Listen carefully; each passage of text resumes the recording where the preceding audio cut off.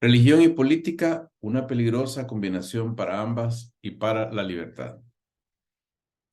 El ser humano tiene derecho a sus creencias personales, íntimas, a su fe o a su agnosticismo, a su religión o a su ateísmo. Ningún gobierno debe poder imponer a ningún ciudadano una religión o imponer el ateísmo.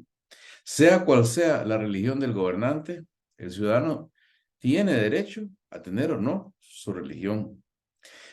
Por eso, el Estado no debe tener poder ni habilidad de intervenir en la religión. Eso es lo que se llama separación Estado-Iglesia.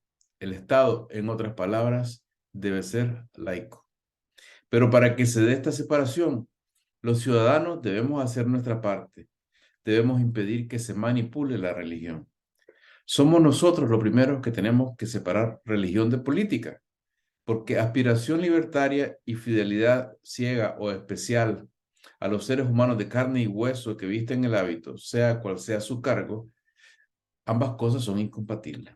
Suena fácil de hacer cuando quien manipula la religión es el enemigo abierto, como es el caso de los Ortega Murillo, que ya están manchados de sangre y continúan intentando manipular los sentimientos religiosos de la gente, manosean la religión.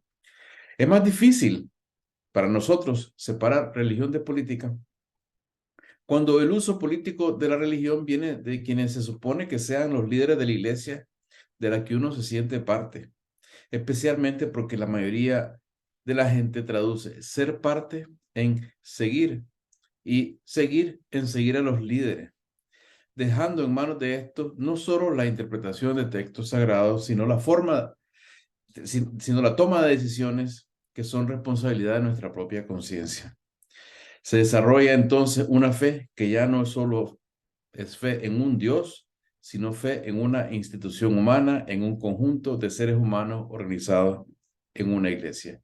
Y ahí es donde comienza el conflicto, el problema, porque independientemente de la fe, las iglesias son instituciones humanas, instituciones de seres humanos con las virtudes y vicios, las fuerzas y debilidades de cualquier ser humano.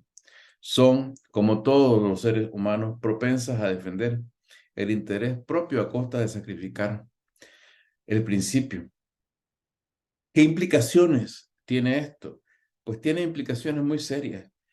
Me decía un sacerdote católico muy conocido hace poco, por eso me dijo, refiriéndose a lo que ocurre en la Iglesia Católica, el único jefe al que deberíamos seguir es Jesús. Son palabras suyas de un sacerdote que, como tanto, conoce la persecución que ocurre contra la Iglesia en Nicaragua y conoce también el papel que la jerarquía de la Iglesia, desde la conferencia episcopal hasta el Papa, han tristemente en sus entristecidos ojos y para mal de Nicaragua jugado en nuestro horrible drama. ¿Y por qué han podido jugar ese desafortunado papel? Pues sobre todo por la buena fe de los feligreses y la confusión entre política y religión, que en muchos casos para demasiada gente lo lleva a abandonar su propio pensamiento, su autonomía, y lo lleva a dejarse guiar en política, en asuntos que son desde la perspectiva religiosa puramente terrenales, por figuras de la iglesia. Esto no sería un problema si todo pastor, cura, obispo o papa respondiera únicamente al mensaje espiritual de los evangelios, si actuara con total pureza, en apego a la prédica, siempre y en todo lugar, si fueran siempre más sabios y conocedores que el resto de la sociedad, más fuertes, más puros, etc. Pero claramente no es así. La historia humana revela que se trata de seres humanos. La historia de Nicaragua y la historia de las iglesias en Nicaragua demuestra que no es así. Ya esto es una lección aprendida en buena parte del mundo, pero entre nosotros todavía no ha sido totalmente incorporada a nuestro conocimiento y a nuestro comportamiento. Que lo hagamos, que claramente separemos religión, religiosos, lealtad religiosa y lealtad a los religiosos de la política, es hoy en día una lección urgente que si no terminamos de aprender nos resultará cada vez más costosa. Ya hemos pagado, ya las dictaduras han utilizado a las iglesias, antes a la iglesia católica solamente, hoy a la iglesia católica y peor aún a las protestantes para manipular a la gente y salirse con la suya. Por eso es que al aprender de la historia, de la religión y su relación con de la política, llegamos a la conclusión de que necesitamos un Estado laico y una política laica, no antirreligiosa, no enemiga de las iglesias. Laica quiere decir no religiosa en el sentido de que nadie tiene que ser ni católico, ni anticatólico, ni protestante, ni antiprotestante, ni budista, ni antibudista para ser ciudadano. Y todos debemos ser ciudadanos y ejercer y luchar por nuestros derechos ciudadanos para ser libres, para tener un país libre. No podemos depositar la confianza de la toma de decisiones en curas, obispos, pastores protestantes, y esto está ejemplificado en nuestros tiempos en la terrible conducta de los pastores de las iglesias evangélicas y la del propio cardenal Brenes y del Papa de la Iglesia Católica. Y está demostrado de esta manera que pueden causar mucho daño si nos dejamos guiar por sus agendas, creyendo que se mueven puramente por intereses espirituales. En otras palabras, tenemos que aprender de la experiencia y darnos cuenta de que tristemente hoy estamos en este particular, en términos de la relación entre religión y política, en peor situación que antes. El cardenal Brenes, hay que decirlo, es cómplice de la dictadura. Está, nadie puede dudarlo, al servicio del poder. Más específicamente, el cardenal parece estar ligado sumisamente al poder de Rosario Murillo.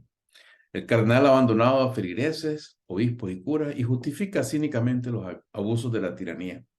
Sin que su voz se alce en protesta, el FSLN ha cruzado todas las barreras culturales que la Iglesia defendía y representaba. Ha matado, exilado, torturado, incluso dentro de templos que ahora invade como asuntos rutinarios. Todos sabemos de la persecución religiosa, todos sabemos de la persecución contra monseñores Álvarez y Báez, y sabemos también que el Papa actual es igualmente cómplice, con un grado mayor de culpabilidad porque es el jerarca mayor de la Iglesia. Y su voz podría ser un trueno si se dignara abrir la boca y cumplir con su deber. De todo esto se puede hablar en mucho más detalle, pero el propósito por el momento es este. Aprendamos que no se puede confiar en el hábito, que la política tiene que ser laica, que el Estado debe ser laico.